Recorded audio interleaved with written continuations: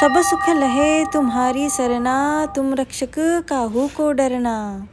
नमस्कार मित्रांनो, आज आहे श्री हनुमान जयंती आणि त्यामुळे आम्ही रोजच्या वेळेपेक्षा आज ना थोडं लवकर उठलो, कारण आज आम्हाला जायचं होतं हनुमान मंदिरात दर्शनाला. वेदर छान होतं आणि मूडही, त्यामुळे आम्ही निघालो पहिले वॉक करायला. मॉर्निंग वॉकने ना मला असं दिवसाची सुरुवात एकदम मस्त झाल्यासारखी वाटते आणि असंच मस्त फील करत मी माझ्या कामाला पण सुरुवात केली.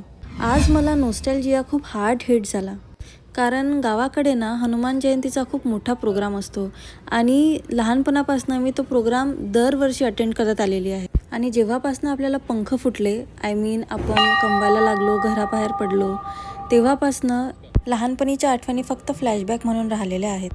पण असो, आम्ही मंदिरात लवकर पोहोचलो, त्यामुळे जास्त गर्दी तर नव्हती आणि दर्शनही खूप छान झालं. मंदिरात ना आम्ही नारळ फोडायचं विसरलो, त्यामुळे ते काम आम्ही घरी आल्यावर केलं आणि ते करता करता एक चांगला चाकू पण तोडला यार. त्यानंतर माझं लक्ष गेलं मी घरात ठेवलेल्या एका माझ्या प्लांटवर. मला वाटलं त्याला व्हिटॅमिन डी डेफिशियन्सी आहे, म्हणून मी त्याला बाहेर ठेवायला आले आणि बाहेर बघते तर काय, चक्क पाऊस. यार मॉर्निंगला तर इतकं छान ऊन होतं. मला वाटतं मागच्या वर्षी मी विकत घेतलेली छत्री यावर्षी नक्कीच यूज होणार, कारण लास्ट इयर मी छत्री विकत घेतल्यानंतर पाऊसच येणं बंद झाला पुण्यात. और मेरा वो छत्री यूज करने का सपना अधुरा रह गया.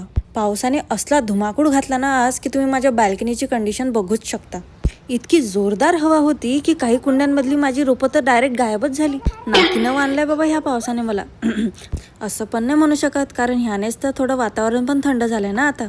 पाऊस गेला, ऊन आलं, ऊन गेलं, पाऊस आला, हा असाच यांचा लपाछपीचा खेळ सुरू होता. पर इतिहास गवाह है कि जब भी ऐसा कहानी में ट्विस्ट होता है तो वही कहानी हिट होती है बाय गॉड.